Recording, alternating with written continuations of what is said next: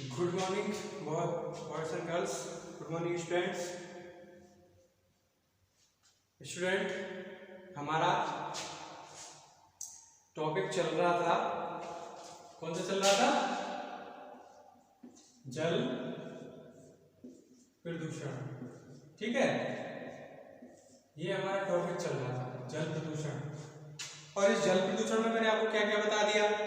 ठीक है, जल प्रदूषण में मैंने आपको देखिए जल प्रदूषण में मैंने आपको अर्थ बता दिया, कारण बता दिए। ठीक है, जल प्रदूषण का मैंने आपको अर्थ बता दिया और कारण बता दिए।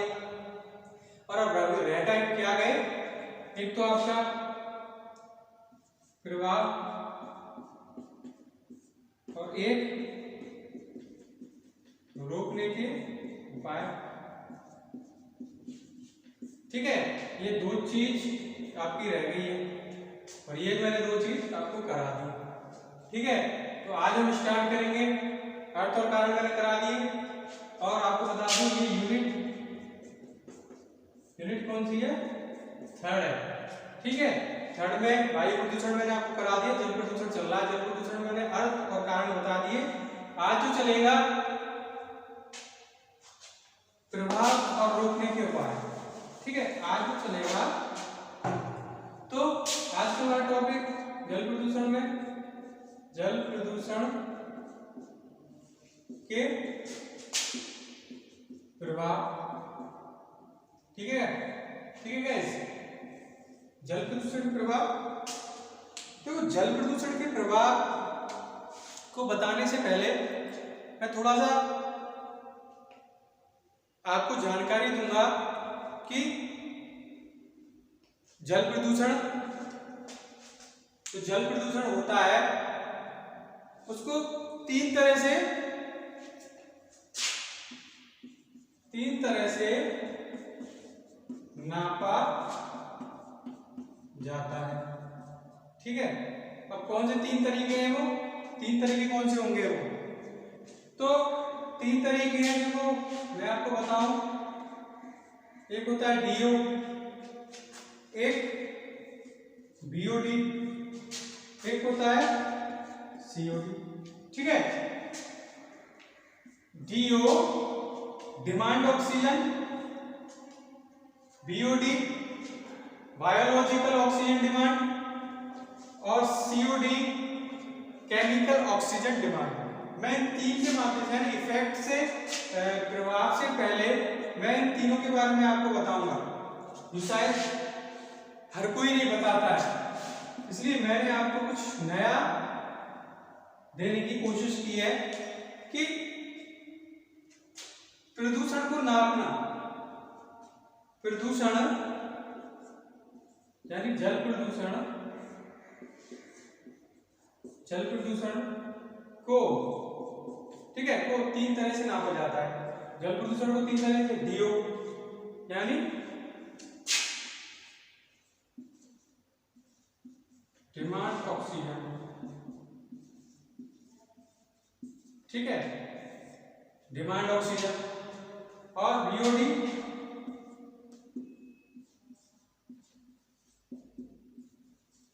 Biological demand oxygen. ठीक है, इसका पूरा नाम। और सीओडी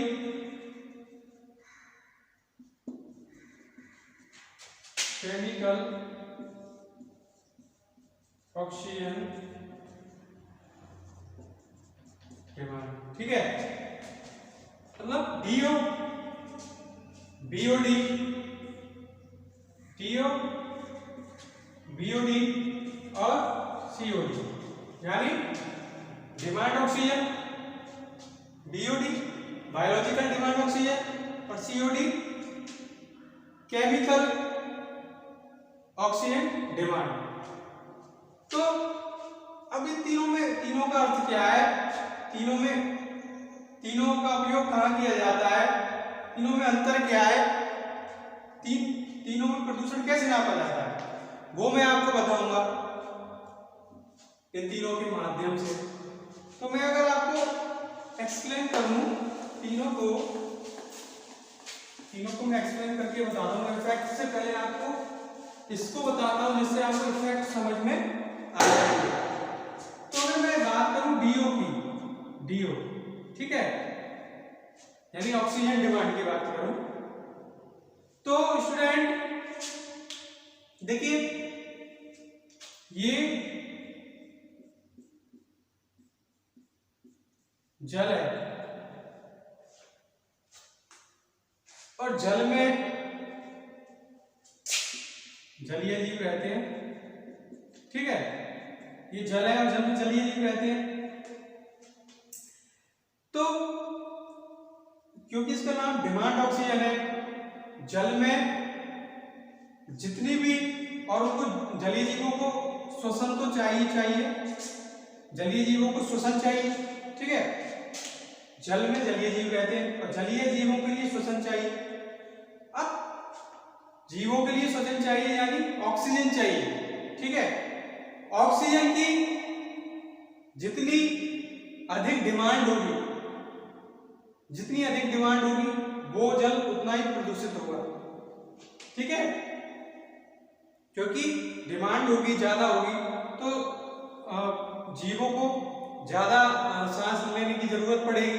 इसका मतलब क्या है, इसका मतलब क्या है कि सामान्य से ज्यादा, मतलब सामान्य से ज्यादा, ठीक है, सामान्य से ज्यादा किसकी डिमांड है, ऑक्सीजन की, और सामान्य से ज्यादा अगर डिमांड होगी, ठीक है, सामान्य से ज्यादा अगर डिमांड होगी तो वह जल उतना ही प्रदूषित होगा, ठीक है, समझ पा रहे हो आप? मतलब हमको भी अगर आप लगा लो, जलीय जीव को छोड़ के अगर हम पे भी लगा लो, इंसान वेंटिलेटर पे चला जाता है, उसके सांस लेने की ज्यादा जरूरत पड़ती है, क्यों, क्योंकि बीमार है, अंदर उसकी परेशानी है। तो ऐसी ऑक्सीजन डिमांड,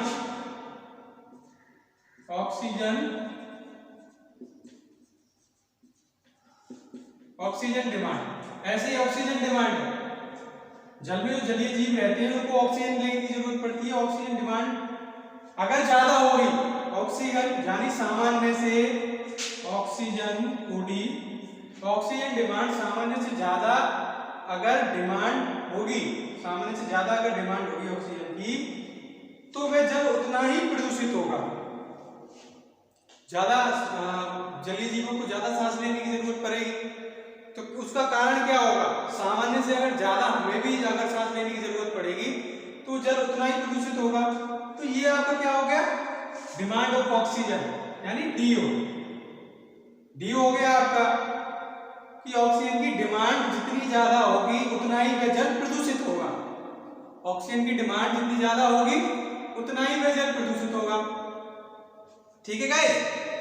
और अगर ऑक्सीजन की डिमांड सामान्य है, ऑक्सीजन की डिमांड अगर सामान्य है तो वो जल स्वच्छ है, वो प्रदूषित नहीं है, तो हम डीओ से ये नापेंगे, ठीक है। आगे हम बात करते हैं बीओडी की, ठीक है। अब बीओडी क्या है, biological oxygen demand, biological oxygen demand. तो इसमें क्या होता है, जैविक कार्बनिक पदार्थ, इसको कैसे देखा जाता है, जैविक कार्बनिक पदार्थ द्वारा, यानी जैविक यानी जीव जंतु पेड़ पौधों, जो भी अपशिष्ट होते हैं इनके, जीव जंतु पेड़ पौधों के, उनके माध्यम से प्रदूषण को नापा जाता है। बीओडी यानी बायोलॉजिकल, बायोलॉजिकल यानी जैविक, ठीक है, जैविक कार्बनिक पदार्थ आते हैं इसमें। तो इसको हम नापते कैसे, ठीक है स्टूडेंट। अब बीओडी की बात आई तो बीओडी को हम नापेंगे कैसे, मतलब बीओडी को, बीओडी के माध्यम से कैसे जांचेंगे कि प्रदूषण है इसमें जल में। तो गाइस हम क्या करेंगे कि देखो, हम 1 लीटर पानी, ठीक है, 1 लीटर पानी लेंगे, ठीक है, ये मान लो ये 1 लीटर पानी है और सामान्य तापमान, सामान्य, ठीक है, 1 लीटर यानी 1 लीटर पानी हमने लिया सामान्य ताप पर कितने दिन के लिए? 5 दिन के लिए, ठीक है, 5 दिन के लिए हमने 1 लीटर पानी लिया और उसको स्केच में सामान्य ताप पर लिया, ठीक है। अब क्या होगा कि जल में हमारे क्या होते हैं? सूक्ष्म जीव होते हैं। जल में क्या होते हैं हमारे? सूक्ष्म जीव। 1 लीटर सामान्य ताप पर हमने 5 दिन के लिए पानी लिया, तो जल में क्या होता है स्टूडेंट? जल में होते हैं हमारे सूक्ष्म जीव होते हैं। तो इन सूक्ष्म जीवों के लिए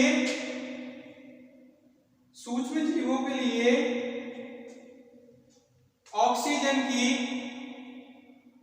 जो मात्रा की जरूरत होती है, यानी सूक्ष्म जीवों के लिए ऑक्सीजन को, यानी समझ रहे होंगे आप, यानी सूक्ष्म जीवों के लिए कितनी ऑक्सीजन की मात्रा लग रही है, सूक्ष्म जीवों के लिए कितनी ऑक्सीजन की मात्रा लग रही है, ठीक है, यानी ऑक्सीजन की मात्रा देखेंगे हम, यानी सूक्ष्म जीवों के लिए जो जल में सूक्ष्म जीव होते हैं, हम 1 लीटर सामान्य ताप पर जो जल लेंगे उसको 5 दिन के लिए रखेंगे और हम उसमें बीओडी नापेंगे।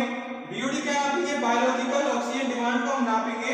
तो हम देखेंगे कि सूक्ष्म जीवों में ऑक्सीजन की जितनी भी मात्रा लग रही है उसको हम कैलकुलेट करेंगे, उसको कैलकुलेट करेंगे ऑक्सीजन की मात्रा को, मतलब कितनी ऑक्सीजन की जरूरत है सूक्ष्म जीवों को, कितनी ऑक्सीजन की जरूरत है, तो उसको हम कैलकुलेट करेंगे, इसको ऑक्सीजन को। तो ऑक्सीजन की जितनी भी मात्रा लग रही होती है, ठीक है, सूक्ष्म जीवों को ऑक्सीजन की जितनी भी मात्रा लग रही होती है, मैं यहां लिख देता हूं, सूक्ष्म जीवों को ऑक्सीजन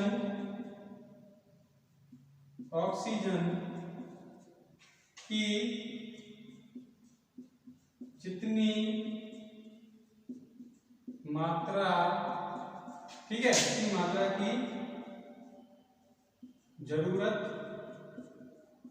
होती है उसे बीओडी कहते हैं, यानी बीओडी से नापा जाता है। मतलब सूक्ष्म जीवों को जो सूक्ष्म जीव होते हैं, जैसे अमीबा वगैरह होते हैं हमारे, इसमें सूक्ष्म जीव अमीबा वगैरह आते हैं, जो बैक्टीरियास आते हैं, तो ऑक्सीजन की जितनी मात्रा, यानी सूक्ष्म जीव के लिए कितनी ऑक्सीजन की मात्रा लग रही है वह कैलकुलेट की जाती है, और जितनी ऑक्सीजन की मात्रा लग रही होती है वही बीओडी कहलाती है, ठीक है, वही बीओडी कहलाती है। क्योंकि क्या होता है, वही बीओडी कहलाती है जितनी मात्रा लग रही होती है। तो सूक्ष्म जीव होते हैं वो हमारे क्या, बैक्टीरिया का काम करते हैं, ठीक है, सूक्ष्म जीव हमारे बैक्टीरिया का काम करते हैं। तो बैक्टीरिया क्या करते हैं, हमारे जल को प्रदूषित होने से बचाते हैं। बैक्टीरिया क्या काम है, जल को प्रदूषित होने से बचाते हैं, यानी जल को प्रदूषित कम करते हैं। लेकिन होता क्या है स्टूडेंट, होता क्या है कि अगर हम बैक्टीरिया के माध्यम से जल को शुद्ध करेंगे हम बैक्टीरिया के माध्यम से, तो क्या होगा कि जल में ऑक्सीजन, और हम शुद्ध करेंगे तो इनमें ऑक्सीजन, ये ऑक्सीजन की मात्रा को ज्यादा कंजर्व करेंगे, ज्यादा लेंगे ऑक्सीजन की मात्रा, ठीक है। हम सूक्ष्म जीव जो कि सूक्ष्म जीव क्या, ठीक है, सूक्ष्म जीव ही बैक्टीरिया का काम करते हैं, और बैक्टीरिया जितना ज्यादा होगा उतना बैक्टीरिया को O2 ज्यादा लगेगा, ठीक है। सूक्ष्म जीव बैक्टीरिया का काम करते हैं, और बैक्टीरिया जितना ज्यादा उतना क्या होगा, O2 ज्यादा ग्रहण करेगा, O2 ज्यादा लेगा, जितना O2 लेगा तो O2 कम पड़ जाएगी, अन्य जीवों के लिए O2 कम पड़ जाएगी, ठीक है। O2 कम पड़ जाएगी तो जल एक तरह से प्रदूषित हो जाएगा। समझ रहे हो भाई कि बैक्टीरिया जितना ज्यादा होगा उतना बैक्टीरिया को O2 ज्यादा लगेगा, और जितना ऑक्सीजन ज्यादा लगेगा वहां पर प्रदूषण की मात्रा ज्यादा होगी, ठीक है। ऑक्सीजन जितना ज्यादा लगेगा, O2 जितना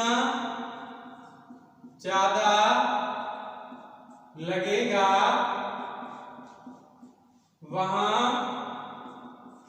ज्यादा प्रदूषण होगा। आप इसको समझ पा रहे हो? मैं आशा करता हूं कि आप इसको समझ पा रहे होंगे। बीओडी बायोलॉजिकल ऑक्सीजन डिमांड, यानी इसमें जैविक कार्बनिक पदार्थ आते हैं, जैविक यानी जीव जंतु पेड़ पौधे जिनके अपशिष्ट होते हैं, ठीक है। तो मैंने आपको बताया कि 1 लीटर पानी को सामान्यतः पर 5 दिन के लिए रखते हैं, क्योंकि हम बीओडी चेक कर रहे हैं। हम उसमें क्या है, बीओडी चेक करते हैं, जल की शुद्धता कितनी है, जल में प्रदूषण कितना है, हम बीओडी के माध्यम से चेक करते हैं, ठीक है गाइस। तो हमने 1 लीटर पानी लिया, सामान्यतः पर उसको 5 दिन के लिए रखा, और जो उसमें सूक्ष्मजीव होते हैं वो क्या करते हैं, बैक्टीरिया का काम करते हैं। सूक्ष्मजीव होते हैं बैक्टीरिया का काम करते हैं, और बैक्टीरिया क्या करते हैं, बैक्टीरिया का काम करते हैं। कौन सी बैक्टीरिया, और बैक्टीरिया जितना ज्यादा होगा उतना बैक्टीरिया को O2 की आवश्यकता पड़ेगी, ठीक है। बैक्टीरिया जितना ज्यादा होगा, बैक्टीरिया, ठीक है, बैक्टीरिया जितना ज्यादा होगा जल में, बैक्टीरिया जितना ज्यादा होगा, हम बीओडी से नापते हैं स्टूडेंट, बैक्टीरिया जल में जितना भी ज्यादा होगा उतनी ही O2 की डिमांड बढ़ जाएगी, जल में O2 की, ऑक्सीजन की डिमांड बढ़ जाएगी। तो O2 की डिमांड बढ़ जाएगी तो बैक्टीरिया में O2 लग जाएगी, तो अन्य जीव क्या होंगे, परेशान होंगे, अन्य जीवों की मृत्यु भी होगी, ठीक है। तो अन्य जीवों की मृत्यु होगी तो क्या ऑक्सीजन डिमांड बढ़ेगी, इसी वजह से तो मृत्यु होगी, तो उससे क्या जल प्रदूषित माना जाएगा कि जल ये प्रदूषित है। तो बैक्टीरिया को O2 ज्यादा लगेगा, और जितना ऑक्सीजन ज्यादा लगेगा वहां पर प्रदूषण की मात्रा ज्यादा होगी, क्योंकि बैक्टीरिया O2 ज्यादा यूज करता है, तो बाकी जीव बैक्टीरिया ऑक्सीजन ज्यादा ग्रहण करेगा, ज्यादा यूज करेगा, तो बाकी जीवों के लिए फिर ऑक्सीजन कैसे बचेगी, ठीक है। तो ये मैं सरल माध्यम से बताना चाह रहा हूं आपको कि बीओडी क्या होता है, बायोलॉजिकल ऑक्सीजन डिमांड, ठीक है। जल में सूक्ष्मजीव होते हैं जो बैक्टीरिया के माध्यम, जो बैक्टीरिया का काम करते हैं। हमारे जल में जो सूक्ष्मजीव होते हैं, अमीबा पिचिस वगैरह जो भी सूक्ष्मजीव होते हैं, वो हमारे क्या करते हैं, बैक्टीरिया का काम करते हैं। अब बैक्टीरिया ज्यादा होंगे तो ऑक्सीजन की भी ज्यादा डिमांड होगी, तो बैक्टीरिया जब ऑक्सीजन ग्रहण कर लेंगे तो अन्य जीवों को ऑक्सीजन नहीं मिल पाएगी, और ज्यादा डिमांड होने से क्या है, जल नहीं प्रदूषित होगा। तो यही मैंने आपको बताया है कि ऑक्सीजन की ज्यादा डिमांड होने से जल ज्यादा प्रदूषित होगा। ये बीओडी ज्यादातर घरों में जो आरओ लगे होते हैं उनमें नापा जाता है, शुद्धता नापी जाती है कि बीओडी कितने तक है, मैं आपको बताऊंगा बाद में, ठीक है। अब है आपका सीओडी, यानी केमिकल ऑक्सीजन, ठीक है, डिमांड, केमिकल ऑक्सीजन डिमांड। इसमें तो जैविक कार्बनिक पदार्थ थे, इसमें कुल कार्बनिक पदार्थ, इसमें बहुत सारी चीज, कुल प्रदूषण इसमें बहुत सारी चीज आती हैं जो भी मतलब जल में घुल नहीं पाता है, ठीक है। चाहे वो अपशिष्ट हो कोई भी, तो वो घुल नहीं पाते हैं, जल को प्रदूषित करते हैं, घुल नहीं पाते हैं, तो उनके प्रदूषण को रोकने के लिए क्या है, रसायन, प्रदूषण को रोकने के लिए रसायन का प्रयोग, ठीक है, किया जाता है, ठीक है। प्रदूषण को रोकने के लिए, मतलब ये सभी तरह के प्रदूषण में काम आता है केमिकल ऑक्सीजन डिमांड, यानी हम जो भी केमिकल का उपयोग करते हैं प्रदूषण से बचाने के लिए, हम केमिकल का उपयोग करते हैं प्रदूषण से बचाने के लिए, कि जितना केमिकल यूज होगा, ठीक है, केमिकल का उपयोग करते हैं। इसमें सब तरह के हमारे प्रदूषण आते हैं, जैसे अपशिष्ट जो जल में घुल नहीं पाते, जो जल में घुल नहीं पाते, जो भी अपशिष्ट है, जो भी कचरा है जल में घुल नहीं पाता है तो वो प्रदूषण पैदा करता है। ठीक है, तो उस पर प्रदूषण को कम करने के लिए जल में रसायन का प्रयोग किया जाता है प्रदूषण को हटाने के लिए। ठीक है, अब जितना रसायन का प्रयोग किया जाएगा O2 उसमें ही खर्च हो जाएगा। जितने भी रसायन का 3 तरह से प्रदूषण को नापने को पाए, ये 3 तरह से प्रदूषण नापा जाता है, DO, BOD, COD। तो रसायन का जितना उपयोग करेंगे तो क्या होगा, ऑक्सीजन भी हमारी उतनी जाएगी। रसायन का जितना उपयोग करेंगे तो ऑक्सीजन का भी उतना उपयोग होगा। अगर हम इसी रसायन में ऑक्सीजन का उपयोग करेंगे तो बाकी जीव जंतु हैं, जो बाकी जलीय जीव हैं उनको ऑक्सीजन नहीं मिल पाएगी, O2 नहीं मिल पाएगी। अगर O2 उनको नहीं मिली स्टूडेंट गाइस, O2 नहीं मिली तो वो जलीय जीव खत्म हो जाएंगे। ठीक है, वो जलीय जीव खत्म हो जाएंगे क्योंकि O2 तो सारी हमारी रसायन को जो भी प्रदूषण है उसको कम करने के लिए चली जाती है। तो उससे क्या होता है, उससे भी फिर क्या होता है, प्रदूषण हो जाता है क्योंकि जल में O2 की मात्रा ही प्रदूषण के लिए कारण बनती है।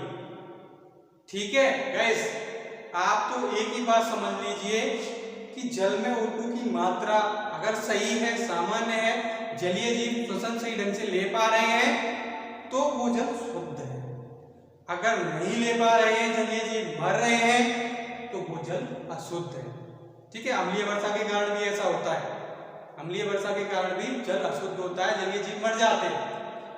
तो गाइस, मैंने आपको 3 चीजों के माध्यम से, मैंने प्रभाव है ना, जल प्रदूषण की प्रभाव इफेक्ट से पहले मैंने आपको ये तीनों चीज बताई है, तीनों चीजों के बारे में आपको जानकारी दी है और एक नई जानकारी दी है।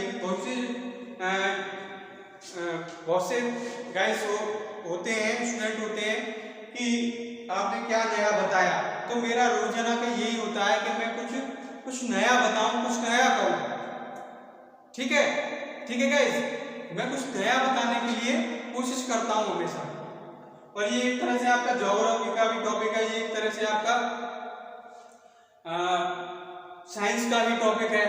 ठीक है, और एक तरह से आपका ये पर्यावरण का भी। तो तीनों ये टॉपिक क्या है, तीनों में रहता है, साइंस में भी रहता है, पर्यावरण में भी रहता है और ये आपका ज्योग्राफी में भी रहता है। तो मैंने इस चीज की आपको जानकारी दी है क्योंकि अक्सर करके हम सुनते तो हैं DO, BOD, COD।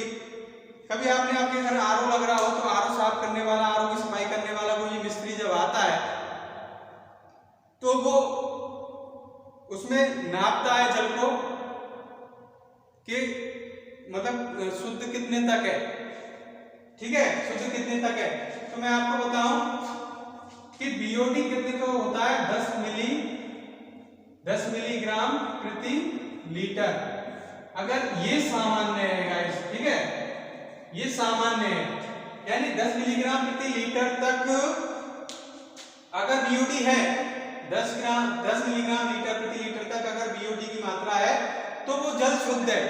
अगर स्टूडेंट, अगर गाइस इससे ज्यादा अगर डिमांड बढ़ जाती है BOD की तो वो अशुद्ध हो जाता है। ठीक है, अब ऐसे हम CO2 की बात करें तो CO2 की सामान्य, ठीक है, सामान्य मात्रा कितनी है, 20 मिलीग्राम प्रति लीटर। ठीक है, 20 मिलीग्राम, इसकी क्या 10 मिलीग्राम और इसकी CO2 क्या 20 मिलीग्राम। तो ये हमारी सामान्य है। अगर इससे ऊपर CO2 की मात्रा होती है, इससे ऊपर BOD की मात्रा होती है तो वो जल प्रदूषित हो जाएगा। यही RO वाले आते हैं, वो नापते हैं इस चीज को। ठीक है गाइस, मैंने आपको 3 चीज बताई। ठीक है, 3 चीज मैंने आपको बताई, DO, BOD और COD। मैं आशा करता हूं आपकी समझ में आ गया होगा और नहीं भी आया हो ना तो कमेंट्स बॉक्स में कमेंट्स करिएगा कि आपको समझ में क्या नहीं आया।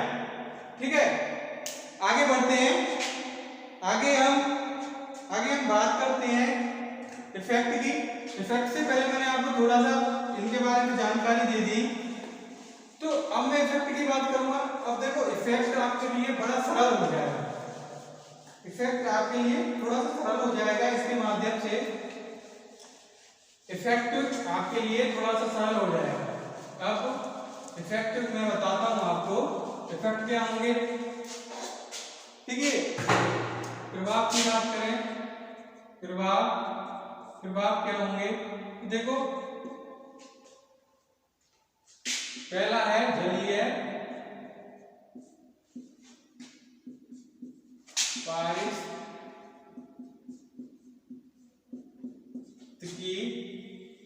पारिस्थितिकी तंत्र।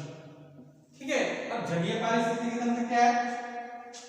ठीक है, जलीय पारिस्थितिकी तंत्र को हम कैसे करेंगे डिफाइन?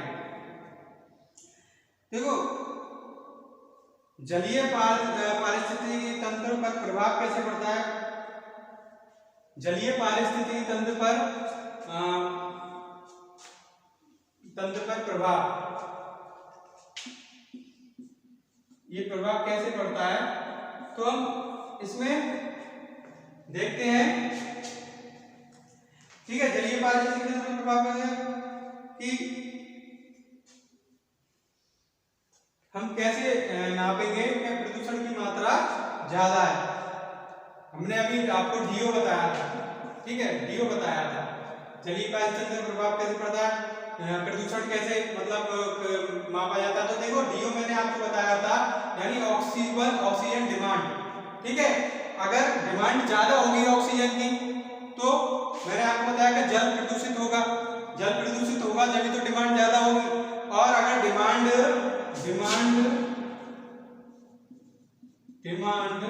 अगर सामान्य होगी तो वह जल शुद्ध होगा। ठीक है, जलीय पारिस्थितिकी तंत्र पर प्रभाव पड़ता है कि जल प्रदूषण ज्यादा होगा तो ऑक्सीजन की डिमांड जल में ज्यादा बढ़ेगी, और जल में ज्यादा ऑक्सीजन की डिमांड बढ़ेगी तो जलीय जो जीव है वो मर जाएंगे। ठीक है, प्रदूषण ज्यादा होगा, डिमांड ज्यादा बढ़ेगी ऑक्सीजन की, तो जलीय जीव मर जाएंगे। तो वो डीओ मैंने आपको जो बताया था, आपकी समझ में आ गया होगा कि ऑक्सीजन की जितनी ज्यादा डिमांड होगी, अगर ऑक्सीजन की सामान्य डिमांड है तो वो शुद्ध है जल, वो जल शुद्ध है। ठीक है गाइस, वो जल शुद्ध है अगर ऑक्सीजन की सामान्य डिमांड है। और ऑक्सीजन की अगर ज्यादा डिमांड बढ़ती है तो वो जल क्या होगा? वो जल हमारा अशुद्ध होगा, क्योंकि जीवों को ऑक्सीजन की ज्यादा जरूरत पड़ रही है।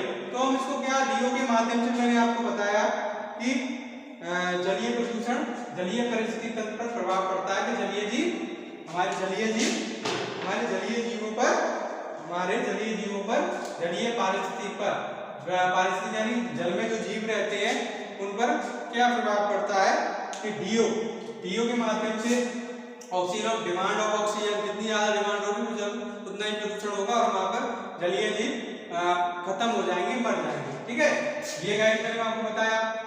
और दूसरा मैं आपको बताऊं, एक तो जलीय पारिस्थितिकी तंत्र, एक मानव स्वास्थ्य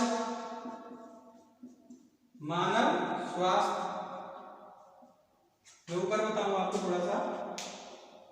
मानव स्वास्थ्य, ठीक है, मानव स्वास्थ्य पर भी बहुत ज्यादा असर पड़ता है, क्योंकि जल में प्रदूषण होगा, बैक्टीरिया होंगे, तो क्या होगा? हमें जो देखिए हैजा, ठीक है, पेचिस,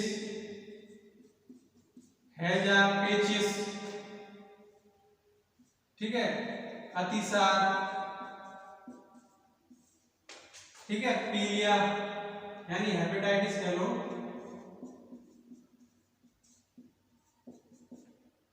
ठीक है, हैजा हो जाता है हमें जल प्रदूषण के कारण। मानव स्वास्थ्य पर बहुत प्रभाव पड़ता है जल प्रदूषण का। हैजा हो जाता है, पेचिस हो जाता है, अतिसार हो जाता है। ठीक है गाइस, हैजा, पेचिस, अतिसार है, टाइफाइड, ये सब जल के कारण होते हैं हमारे। हेपेटाइटिस, पीलिया, हेपेटाइटिस से क्या पीलिया बनता है। तो मानव स्वास्थ्य पर जल प्रदूषण का बहुत गहरा प्रभाव पड़ता है।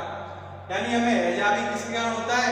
प्रदूषित जल से। पेचिस होता है प्रदूषित जल से। अतिसार हो जाते हैं, 10 से ज्यादा लग जाते हैं। हेपेटाइटिस, पीलिया हो जाता है, ठीक है, टाइफाइड हमें हो जाता है प्रदूषित प्रदूषित जल के कारण तो मानव स्वास्थ्य पर गाइस, मानव स्वास्थ्य पर जैसे जलीय जीवों पर प्रभाव पड़ता है ना, वैसे ही मानव के स्वास्थ्य पर प्रभाव पड़ता है। ठीक है, और अगर मैं स्वास्थ्य की बात करूं तो देखो मानव स्वास्थ्य में मैं अगर बात करूं तो इसमें क्या है, कहीं जैसे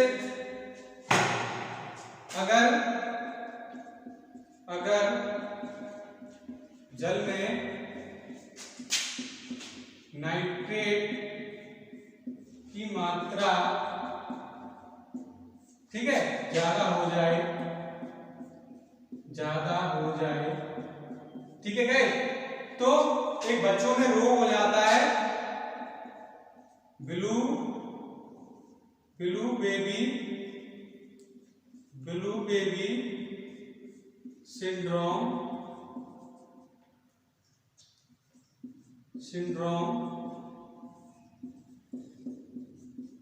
ठीक है, ब्लू बेबी सिंड्रोम रोग हो जाता है, बच्चा सूख जाता है। ठीक है, प्रदूषित जल के कारण, जल में नाइट्रेट की मात्रा अधिक होने के कारण, ठीक है गाइस, जल में नाइट्रेट की मात्रा अधिक होने के कारण गाइस क्या है, बच्चों में ब्लू बेबी सिंड्रोम रोग हो जाता है, बच्चा सूख जाता है, पनपता नहीं है। तो किसके ज्यादा, जल में नाइट्रेट की ज्यादा मात्रा होगी तो जल प्रदूषित होगा, तो मानव स्वास्थ्य पर गहरा असर पड़ता है। अगर दूसरा असर की बात करें इसकी, तो दूसरे असर की बात करें हम, तो देखिए फ्लोरीन जल में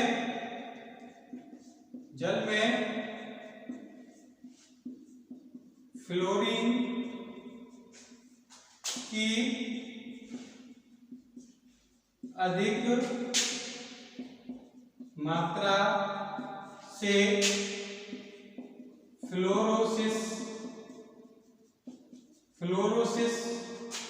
नामक रोग हो जाता है। ठीक है गाइस, क्या हो जाता है, जल में फ्लोरीन की अधिक मात्रा से और फ्लोरोसिस नामक रोग हो जाता है, जिससे दांत तथा हड्डियों पर असर पड़ता है। ठीक है गाइस, जल में फ्लोरीन की अधिक मात्रा से फ्लोरोसिस नामक रोग हो जाता है, जिससे दांत तथा हड्डियों पर असर पड़ता है। ठीक है, तो फ्लोरोसिस नाइट्रेट है,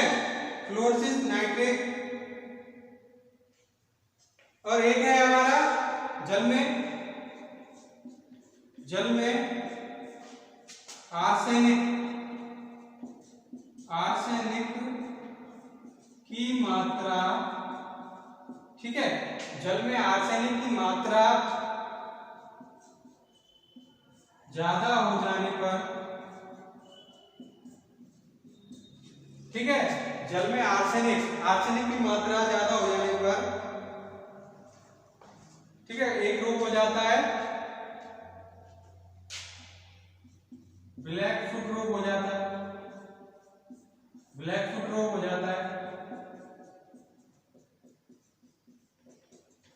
ठीक है गाइस, तो मैंने आपको रोगों के बारे में बताया कि कौन कौन से रोग हो जाते हैं, इसके प्रभाव के माध्यम से मैंने रोगों के बारे में बताया। मैं आपको डायरेक्ट ही बता देगा, मानव स्वास्थ्य पर असर पड़ता है, जलीय स्वास्थ्य पर असर पड़ता है, आर्थिक मानव की आर्थिकता पर असर पड़ता है, सीधा बता देता। लेकिन मैंने आपको डिफाइन करके बताया है कि मानव स्वास्थ्य पर क्या असर पड़ता है, कि मानव स्वास्थ्य पर फ्लोरोसिस की मात्रा अधिक हो जाती है तो हड्डी और दांतों पर प्रभाव पड़ता है, नाइट्रेट की मात्रा अधिक हो जाती है तो ब्लू बेबी सिंड्रोम हो जाता है, जल में आर्सेनिक की मात्रा ज्यादा हो जाती है तो ब्लैक फुट नामक रोग हो जाता है। तो प्रदूषित जल का प्रभाव जलीय जीव जंतु, पेड़ पौधे और मानव पर पड़ता है। और ठीक है, मतलब पेड़ पौधे, मानव, जीव जंतु, ठीक है, सब पर ये ब्लैक फुट जो रोग है ना वो जंतुओं में होता है, ब्लैक फुट रोग। ठीक है, ब्लैक फुट रोग जंतुओं में होता है। ठीक है, तो जलीय प्रदूषण से क्या है, मानव स्वास्थ्य पर, जीव जंतुओं पर, पेड़ पौधों पर, सब पर असर होता है। ठीक है, सब पर असर होता है। ठीक है, और जल जनित बीमारियां जल में उपस्थित जीव सूक्ष्म जीवों जैसे जीवाणु, विषाणु, अमीबा के कारण पेयजल के माध्यम से।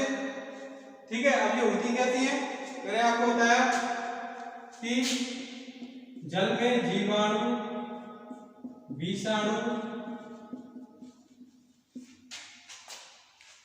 अमीबा। ठीक है, जल में जीवाणु, विषाणु, अमीबा, जब इनकी मात्रा अधिक बढ़ जाए, श्वसन की ज्यादा जरूरत पड़े, तो वो वहां जल प्रदूषण होता है। ठीक है, वहां पर क्या होता है, जल प्रदूषण होता है। ठीक है, तो मैंने आपको ये बताया। ठीक है, तो मैंने आपको गाइस ये बताया। ठीक है गाइस, तो जल में जीवाणु, विषाणु, अमीबा वगैरह होते हैं, ये सूक्ष्म जीव होते हैं, सूक्ष्म जीव होते हैं ये। और इनकी मात्रा अगर ज्यादा हो जाए, ऑक्सीजन की ज्यादा जरूरत पड़े, तो जल प्रदूषित हो जाता है। वो जल जीव जंतु और मानव तीनों के लिए नुकसानदायक हो जाता है। जीव जंतु, मानव, पर्यावरण सभी के लिए नुकसानदायक हो जाता है।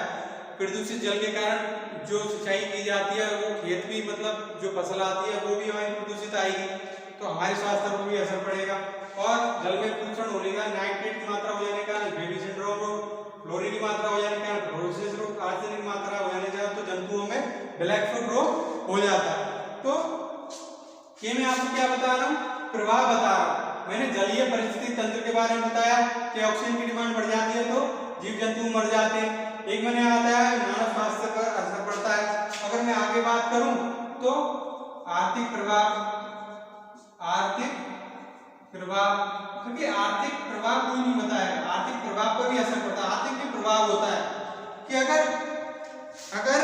गैस जल ज्यादा प्रदूषित होगा, तो ज्यादा प्रदूषित होगा, हमें नहीं मिल पाएगा, तो क्या है, जो हमारा पैकिंग जल होता है उसकी डिमांड ज्यादा बढ़ेगी, और डिमांड ज्यादा बढ़ेगी तो उसमें आज 10-15 रुपए की बोतल आती है, 50 रुपए की बोतल हो जाएगी, तो आर्थिकता से भी गरीब मजदूर वर्ग के लिए तो बहुत परेशानी बढ़ जाएगी।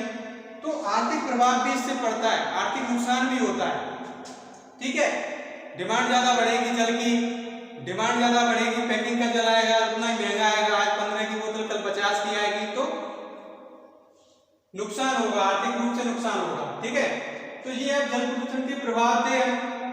ठीक है, मैंने आपको बीओडी और सीओडी के माध्यम से जल प्रदूषण के प्रभाव बताए कि जलीय पारिस्थितिक तंत्र पर प्रभाव पड़ता है, मानव स्वास्थ्य पर प्रभाव पड़ता है और आर्थिक प्रभाव पड़ता है। अगर मैं अब बात करूं आपको, तो मैं आपको बात करूं जल संरक्षण की। ठीक है, जल प्रदूषण को रोकने की मैं बात करूं, मैं इसके प्रभाव में एक चीज और बता दूं, जैसे हमारे यहाँ प्रभाव में थोड़ा सा मैं बता दूं कि हाँ, मैं प्रभाव क्या, मैं इसी की बात करता हूं कि जल प्रदूषण के प्रभाव और जल प्रदूषण के, अब मैं आगे बात करता हूं जल प्रदूषण के रोकने के उपाय। ठीक है, यानी संरक्षण या रोकने के उपाय। तो देखो, प्रदूषण मानव स्वास्थ्य पर असर पड़ता है, तो जैसे हमारे कूलरों में, ठीक है, कूलरों में, नदियों में, कूलरों में, नालियों में, कूलरों नालियों की नियमित सफाई करनी चाहिए। ठीक है, कूलर और नालियों की नियमित सफाई करनी चाहिए। देखिए, डेंगू का जो एडिस मच्छर होता है वो क्या होता है, वो जो कई दिनों तक पानी भरा रहता है, जो कूलरों में कई दिन तक पानी भरा रहता है, ठीक है, कई दिन तक पानी भरा रहता है, तो उसके कारण जल में एडिस नामक मच्छर उत्पन्न हो जाता है, जो डेंगू का, ठीक है, जो डेंगू का कारण बनता है। ठीक है गाइस, कि हमें नियमित रूप से कूलरों और नालियों की नियमित रूप से सफाई करनी चाहिए। क्यों? क्योंकि इनमें अगर इकट्ठा पानी होता है ना, तो क्या है कि उसमें कई तरह के मच्छर वगैरह उत्पन्न हो जाते हैं, जैसे एडिस नामक मच्छर हो जाता है, तो उससे उसके काटने से डेंगू हो जाता है। मादा एनाफ्लीज भी हो जाता है, जिससे मादा एनाफ्लीज मच्छर भी काटने से होता है, तो उससे मलेरिया हो जाता है। चिकनगुनिया भी प्रदूषित जल के कारण होता है। तो ठीक है, मैंने आपको इनके बारे में बताया और इसका प्रभाव भी मैंने आपको बता दिया यहाँ पर कि कूलरों नालियों की नियमित रूप से हमें क्या करनी चाहिए, सफाई करनी चाहिए। ठीक है, और अगर हम बात करें तो, ठीक है, अगर हम बात करें, ठीक है गाइस, आगे बात करें हम तो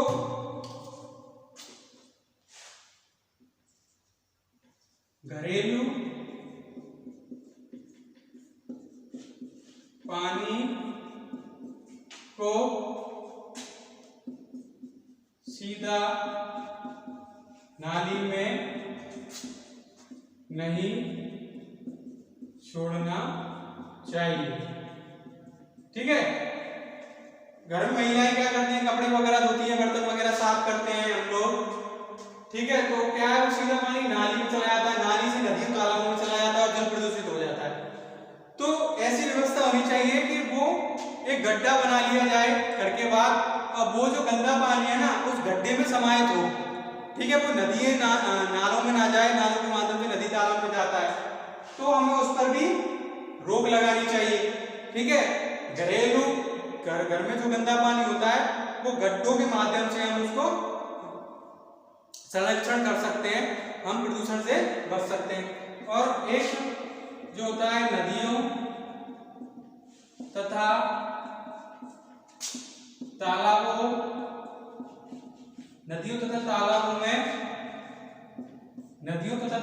में तालाबों के, ठीक है, के किनारे, नदियों तथा तालाबों के किनारे कपड़े तथा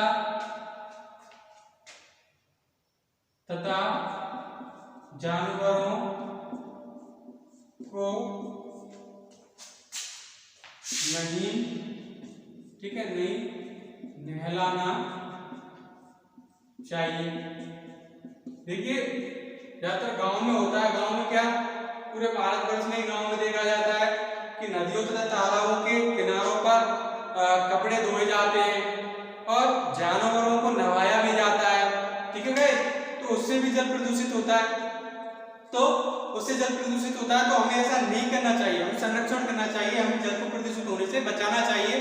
तो हमें नदियों में कपड़े ना धोने चाहिए, जानवरों को भी ना नहलाने चाहिए, तो इससे हम जल को प्रदूषण होने से बचा सकते हैं, प्रदूषित होने से बचा सकते हैं। आगे मैं बात करूं तो प्रत्येक नगर में,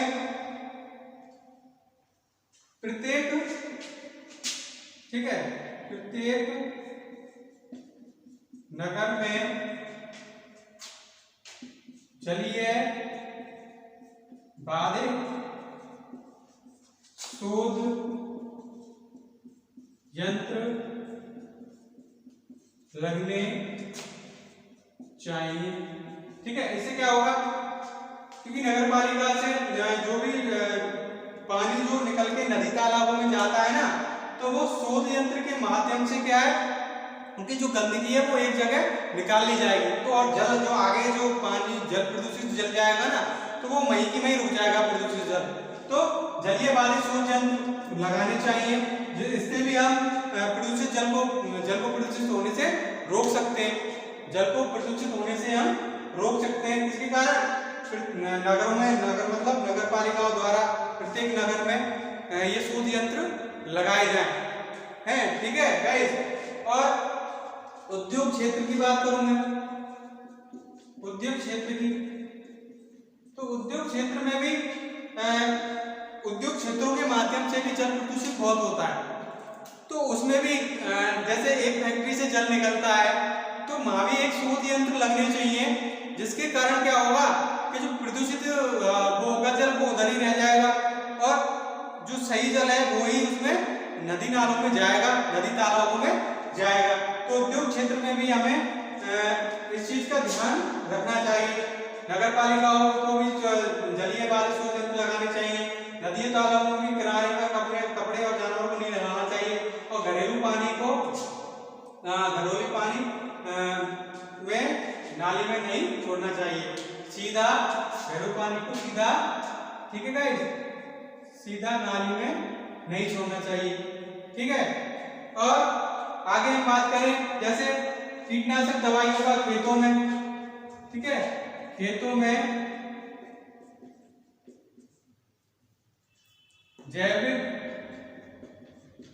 जैविक खाद का उपयोग करना चाहिए, ठीक है। देखिए मैंने आपको कृषि के माध्यम से बताया था कि कृषि बरसात होती है तो क्या होता है, कीटनाशक वगैरह जो दवाई होती है, जो खादों में कीटनाशक दवाइयाँ होती हैं, वो वर्षा के जल में नदी तालाबों में चला जाता है नालों के माध्यम से। तो वो क्या है, जल को प्रदूषित करता है। तो खेतों में जैविक खाद का उपयोग करना चाहिए। जैविक खाद का मतलब जैविक खाद होगी तो वो खाद क्या प्रदूषित नहीं होती है, उसमें केमिकल्स मिले नहीं होते हैं, तो हमें उसको भी, तो उससे भी हम जल प्रदूषण को बचा सकते हैं, जल को प्रदूषित होने से बचा सकते हैं। तो स्टूडेंट ये तो आपके रोकने के एक मुख्य मैं बता रहा हूँ, ये एक उपाय है, लेकिन कुछ सरकारी संरक्षण भी हो रहा है, ठीक है, कुछ सरकारी संरक्षण हो रहा है, वो मैं आपको बताता हूं। सरकार द्वारा जल प्रदूषण के लिए, ठीक है, चलाए गए कार्यक्रम, ठीक है, सरकार द्वारा जल प्रदूषण के लिए चलाए गए कार्यक्रम कौन कौन से होते हैं, ठीक है। जल प्रदूषण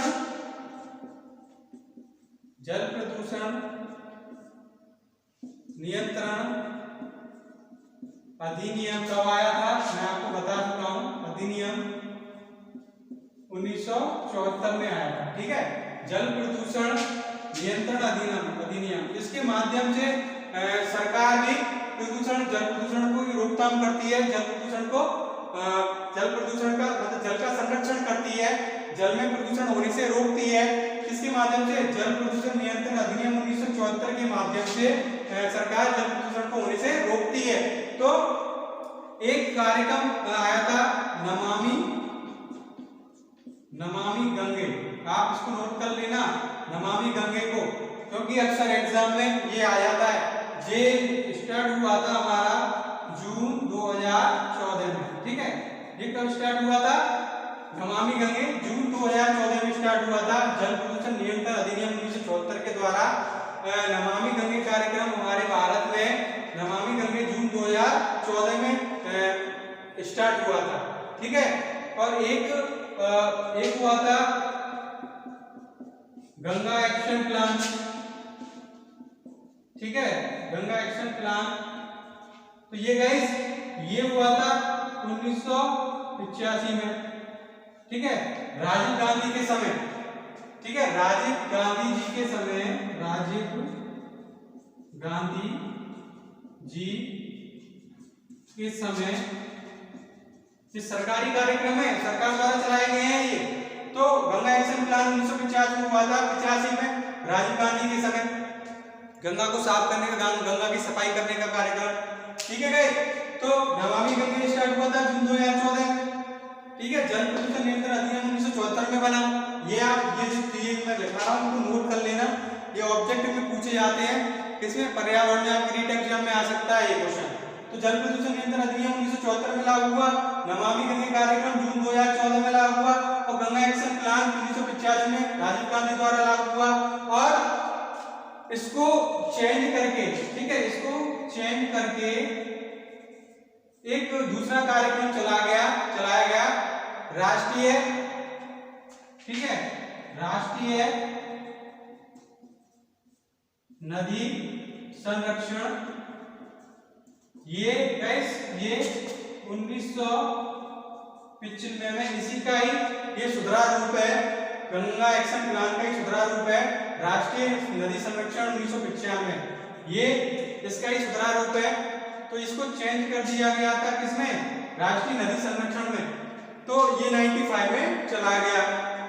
तो गाइस इस तरह से मैंने आपको, आज मेरा ये जल प्रदूषण यहाँ पर समाप्त होता है। ठीक है, ठीक है गाइस, आज मेरा जल प्रदूषण यहाँ पर समाप्त होता है।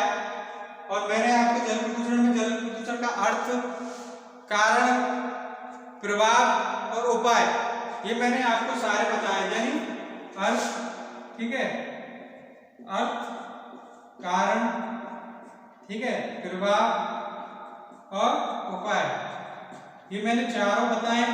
और इसमें ही पूरा जल प्रदूषण आपका समाहित है। क्या है, समाहित है, पूरा जल प्रदूषण इसमें समाहित है आपका। और मैंने इसके माध्यम से आपको जो नवीन कार्यक्रम चल रहे हैं उसकी भी जानकारी दी। उसमें